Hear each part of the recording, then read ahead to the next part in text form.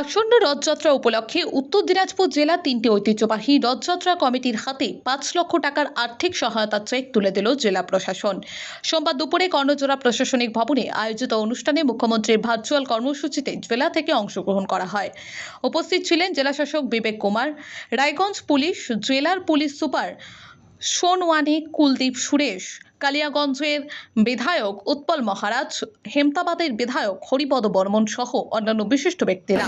এ বিষয়ে জেলা শাসক জানান, পশ্চিমবঙ্গ সরকারের উদ্যোগে জেলার ঐতিহ্যবাহী রথযাত্রা কমিটিগুলিকে এই আর্থিক সহায়তা প্রদান করা হয়েছে। রথযাত্রা ও রথযাত্রা উপলক্ষে প্রশাসনের পক্ষ থেকে হেল্প ডেস্ক চালু করা হবে এবং কমিটিগুলির সঙ্গে সমন্বয় রেখে সব ধরনের সহযোগিতা করা হবে।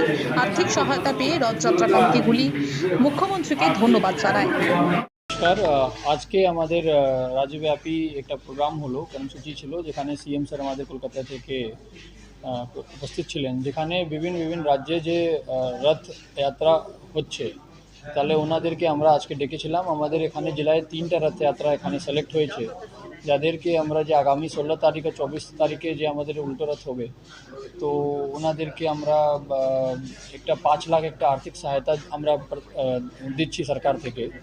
তো 3টা রথযাত্রা আছে, ওই 3টা রথযাত্রা যে নাম আছে ওটা আছে কালিয়াগঞ্জ প্রহার নময়াজনা সমিতি আছে, দেবীনগর দেবীতলা নিতাই গৌর সংঘ মানে এটা রায়গঞ্জে আছে, আর থার্ড আছে আমাদের শ্রী শ্রী গৌর নিতাই সেবা ট্রাস্ট এই টুঙ্গিদিঘি, এটা করণদিঘিতে আছে। তো এই 3টা মানে সমিতি যে রথযাত্রা করবে, ওরা সমস্ত মানে কি ভালো করে এটা করুক, পাবলিক যেন সেবা মানে সেবা ওখানে থাকবে, শিবির থাকবে। আমাদের প্রশাসন থেকে আমরা ওখানে হেল্প ডেস্ক আমরা এরকম ব্যবস্থা রাখবো, তাকে মেডিকেল হেল্প, খাবার জল এরকম ব্যবস্থা থাকে, তাহলে লোকজনের জন্য কিছু অসুবিধা না হয়। তো তাহলে আশা করি ভালো করে এইবার এই জেলায় রথ হবে। স্যার, টেন্ট কটা করে থাকবে আর কি বিষয় তাহলে কি গাইডলাইন দেওয়া হবে?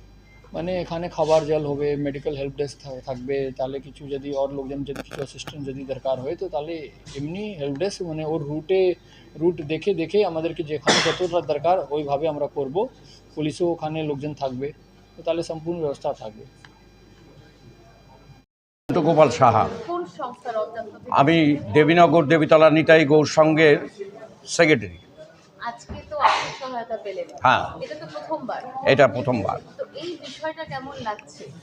এই বিষয়টা আমরা অনেক দিন যাবৎ এই সংস্থার সাথে জড়িত। আমরা কোনো দিন দেখিনি যে এই রথের অনুদান আমাদেরকে দেয়। এই সরকার আসার পরে আমরা যে অনুদান পেলাম, এতে আমরা খুবই গর্বিত এবং আমাদের মুখ্যমন্ত্রী শুভেন্দু অধিকারী মহাশয়কে অনেক ধন্যবাদ। আচ্ছা, আপনাদের এই রথটা কত বছরে? নিয়ার আবাউট 50 বছর। কি বিশেষত্ব রয়েছে এখানে আমাদের যেখানটায় রথের মেলাটা হয়, সেখানে নামযজ্ঞ অনুষ্ঠান হয়, দুর্গাপুজো হয়, রথের মেলা হয়, রথ পরিচালনা করা হয়। রথের অনুষ্ঠান বাবু 7 দিন ওখানে ভোগ নিবেদন করা হয়, প্রসাদ বিতরণ করা হয়। হ্যাঁ, মেলা হয়। 7 দিন প্রসাদ বিতরণও করা হয়। প্রসাদে কোনো বিশেষত্ব থাকে? ওর সাথে ওখানে যেটা ভোগ দেওয়া হয় সেটাই ভক্তদের মধ্যে বিতরণ করা হয়।